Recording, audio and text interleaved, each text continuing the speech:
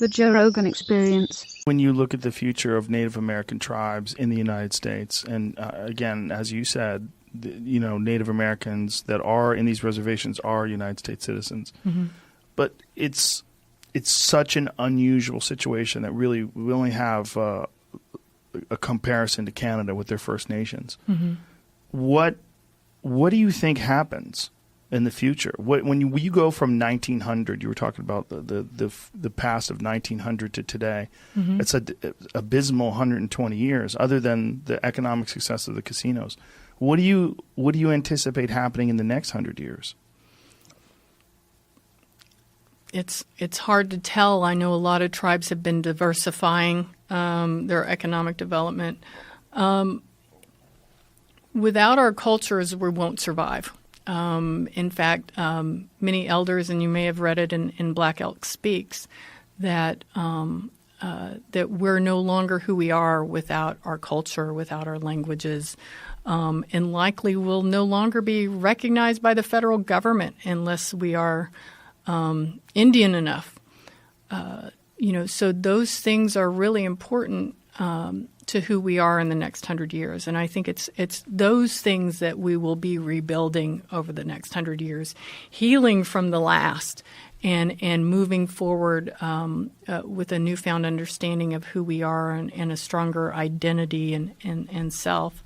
What that actually looks like and what's important, I think that we are still so dependent on the Great White Father and what happens with U.S. politics and whether we have a voice there or not. We've got great organizations that help advocate for Indian country in general. There's the National Congress of American Indians, which has been around for about 75 years, and it helps lobby and educate Congress and keeps tribes informed about what's going on in politics and advocate for many of those interests.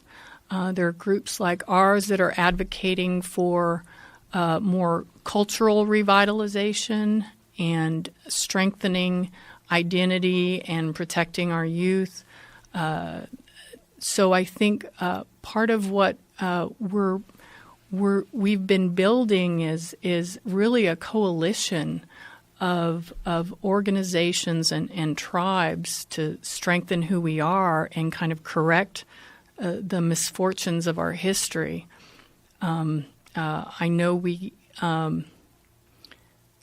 still have tribal nations out there that are living with egregious poverty and issues that still seem so far away from being corrected. But, like my grandma always said, where there's hope, where there's life, there's hope. So I think we just continue to – we've freaking survived for this long, and this coronavirus isn't going to take us out either.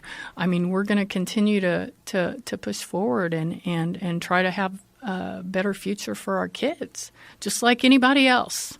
Just like anybody else. And I think that's what's important, is that we're not on the stage with everyone else. We're not at the table where decisions are being. We're not in the room where it happens. Native Americans are not being treated with the same respect as other people from other countries. So, like the culture of Mexico or the culture of Guatemala or name a country, hell, Japan. they're not being treated well. But we respect them as a culture. Like they're thought of as.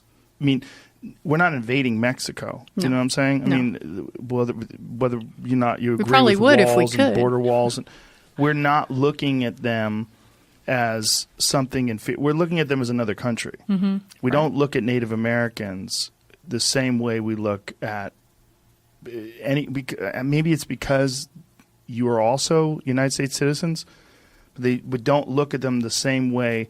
We have the same, the respect for people that live in a sovereign nation, another sovereign nation. Mm-hmm. Even though this is a sovereign nation inside of our nation, it doesn't, I think you would agree, it doesn't get the same respect that other sovereign nations do. Oh, absolutely.